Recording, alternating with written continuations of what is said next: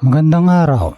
Muli natin pag-usapan mga kaganapan sa mundo ng boxing. Dahil sa video call ni Pacquiao kay Casimero, lumabas ang haka-haka na undercard daw ni Pacquiao sa Casimero sa rematch niya kay Mayweather. Kalat na kalat nga ang chismis na yan sa Facebook, pero kung susuriin natin ang totoong sitwasyon, malabang mangyari yan sa ngayon. Heto ang totoong detalye at kung bakit medyo suntok sa buwan pang balitang yan. May issue si Casimero sa Amerika. Kahit gustuin man ni Pacquiao na isama si General Casimero sa undercard ng napapabalitang rematch nila ni Floyd Mayweather Jr. ngayong September 2026, may malaking harang. May visa at legal issues pa rin si Casimero sa United States dahil sa Las Vegas ang target na lokasyon ng laban. Hindi siya makakapag-boxing doon hanggat hindi naayos ang kanyang mga papeles. Pangalawang rason, nakatali si Casimero kay Koki Kameda. Si Casimero ay kasalukuyang nasa ilalim ng promosyon ni Koki Kameda, Kameda Promotions. Kaya kung may video call man sila na Pacquiao, pwedeng nagbabatean lang o nag-uusap ng posibleng kolaborasyon. Pero hindi ganun kadaling sumingit sa card ng MP Promotions dahil sa mga umiiral na kontrata at manager conflict. Totoong mainit ang usapan para sa Mayweather vs Pacquiao sana sa Netflix ngayong taon.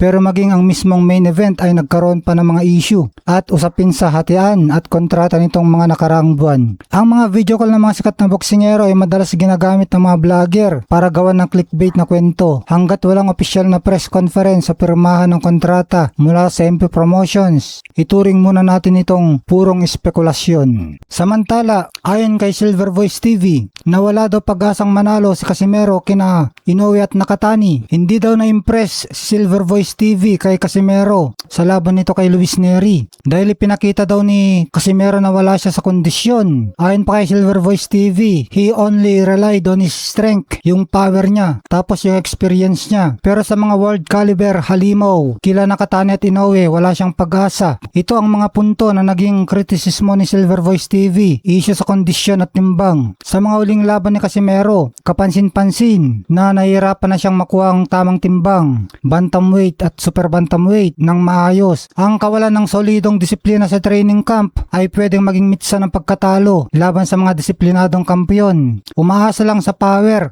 Ayon sa pagsusuri, masyadong umaasa sa Casimero sa kanyang one-punch knockout power at karanasan. Bagamat epektibo ito sa mga nakalipas na kalaban, iba ang level ng boxing ni Inoue at Nakatani. Ang kalibre ni Inoue at Nakatani, sina Oil Monster Inoue at Junto Nakatani ay kilala sa pagiging mga complete fighters. May bilis, pambirang footwork, talino sa ring at disiplina. Kung pumasok si Casimero na kulang sa kondisyon, madali siyang mapapag-aralan at mapupuruan ng dalawang hapong ito. Ito naman ang depensa ng mga Cuadralas fans. Hindi naman papahuli ang mga taga-suporta ni Casimero. Iba ang bagsik ni Casimero kapag seryosong laban ng nakataya. Puncher's chance sa boxing, lalo na sa bigat ng kamao ni Casimero. Laging may tsansa hanggat hindi natatapos ang laban. Isang solidong patama lang niya ay kayang pabagsakin kahit sino. Iba ang gana kapag malaking laban. Sinasabi ng mga fans na nagiging sluggish lang si Casimero sa mga pocket fights o hindi titulong laban. Pero kapag sina Inoue at Nakatani nang nasa harap niya, ibabalik niya ang kanyang seryoso at determinadong bersyon. Ikaw boss, sa tingin mo ba ay may puncher's chance pa rin sa Casimero kung sakaling matuloy ang laban sa isa sa dalawang Japanese champions? O tama si Silver Voice TV na dehado na talaga siya dahil sa kakulangan ng kondisyon?